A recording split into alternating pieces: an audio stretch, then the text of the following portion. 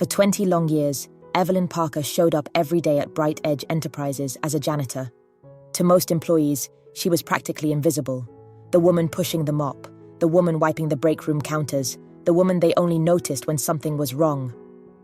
This is the story of Evelyn Parker, a 62-year-old janitor at Bright Edge Enterprises, whose one brave decision exposed a toxic corporate underbelly that had been hidden for far too long. What pushed Evelyn to finally break her silence? And how did her actions lead to a shocking turn of events that nobody saw coming? Stay with us to find out every twist and turn of this unforgettable story. Before we dive in, tell us in the comments where you're watching from. And if you enjoy gripping real-life stories like this, be sure to hit that subscribe button so you don't miss a single one. For Evelyn, this job was her lifeline. It was how she paid for rent, medical bills, and supported her 2 young grandsons after the unexpected loss of her daughter. Each day she walked those long, glossy corridors with tired but steady steps, wearing the same faded blue uniform. Everything changed when Martin Graves became the new operations manager. If you've ever worked with a power-hungry boss, you already know the type. Loud, controlling, obsessed with looking superior. But Martin took it to another level. He had a habit of humiliating those he saw as beneath him, and for some reason, he focused most of his energy on Evelyn. "Evelyn, I know you hear me." His voice echoed down the hallway like a whip crack.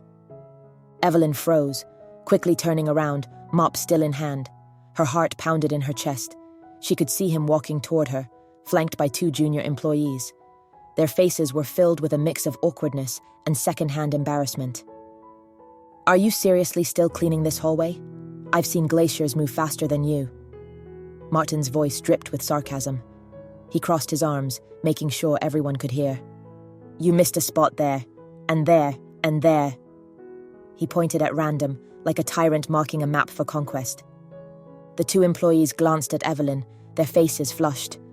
They wanted to say something, but they didn't. Nobody ever did. "I'm sorry, Mr. Graves," Evelyn said, eyes downcast, voice as soft as a whisper. "I'll get it cleaned right away." "Yeah, you'd better," he muttered. "You're lucky we haven't replaced you with one of those cleaning bots yet." For 20 years, Evelyn had swallowed these moments whole, burying them deep. But on this day, something inside her snapped.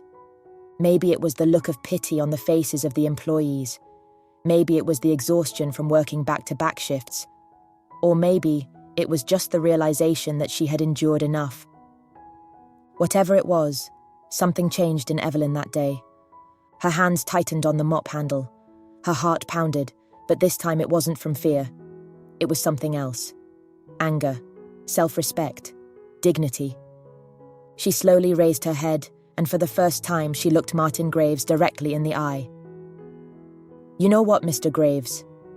Her voice was clear, loud enough for everyone in the hallway to hear.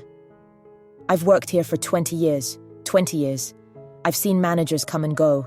I've seen people like you come in with your fancy suits, thinking you're better than everyone else." The 2 employees stopped in their tracks. Their eyes widened. No one had ever spoken to Martin like this. "I've cleaned up after people's messes my whole life," Evelyn continued, her voice stronger with every word.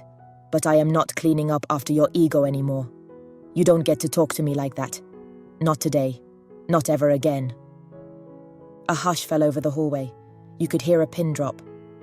Martin's face twisted with rage, his cheeks flushing red like a stoplight. He stepped toward Evelyn, eyes narrowed. "Excuse me? Did you just forget who you're talking to?" he hissed. "Do you have any idea what I can do to you? You're done, Parker. I'll make sure you never work again." Evelyn didn't back down. "Do it then," she said, her eyes locked on his. "Fire me if you want, but I'll tell you this, I'm not invisible anymore." Her words echoed down the hallway like a gunshot. The 2 junior employees exchanged glances. One of them, Jacob, a junior marketing assistant, quietly pulled out his phone. Later that week, the HR department received an anonymous complaint. Attached to the email, a video. The footage showed Evelyn Parker standing face-to-face with Martin Graves, telling him exactly what she thought of him. The sound was clear. The image was clear. The message? Crystal clear. The video spread. First, among employees. Then, It landed in the inbox of CEO Bradley Harrow. Unlike some CEOs, Harrow actually paid attention. He watched the video twice, noting Martin's behavior, his language, and, most of all, Evelyn's courage.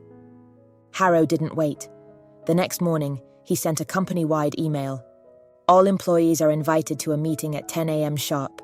Attendance is mandatory. At 10 a.m., the entire company gathered in the conference room. Employees whispered, eyes darting toward Martin. But Martin? He looked smug, confident. He had seen executives talk tough before. It never ended with people like him being held accountable. But this time, he was wrong. The CEO walked in, phone in hand. He glanced at Martin for half a second, then hit play on the video. The whole room watched the encounter unfold. Evelyn's speech, Martin's threats, everything. Nobody said a word, but the shift in energy was undeniable. When the video ended, CEO Harrow lowered the phone and scanned the room. "This is not leadership," he said, his voice sharp and deliberate. "This is not how we treat people at Bright Edge. Effective immediately, Martin Graves is no longer an employee at this company." Gasps filled the room. Martin's face went pale. He stammered, hands raised. Wait, you can't." "Security will escort you out," Harrow said, turning away from him. "And if you threaten another employee on your way out, that footage will be sent to every single hiring board in this industry. Do you understand?" Martin's voice caught in his throat. He knew it was over. The two security guards stepped forward. Days later, Evelyn was called to the CEO's office. Her heart pounded the whole way there. Was she in trouble? Was this it? But when she walked in, she didn't see scolding faces. She saw smiles. "Evelyn, I want to thank you for what you did," CEO Harrow said. "We need people like you, people with the courage to speak up, and we owe you more than just a thank you." He handed her a document. Early retirement, full pension, paid benefits. It was more than she ever expected. Tears filled her eyes. "This can't be real," she said, her voice shaking.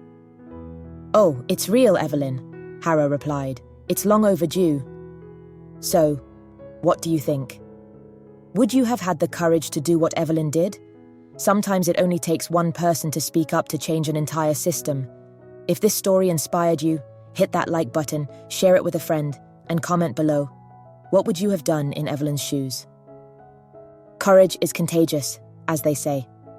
Evelyn's courage didn't just change her life, it changed a company. And maybe it'll change something in you too. Don't forget to subscribe for more stories like this. Stay brave, stay bold, and remember, one voice can spark a revolution.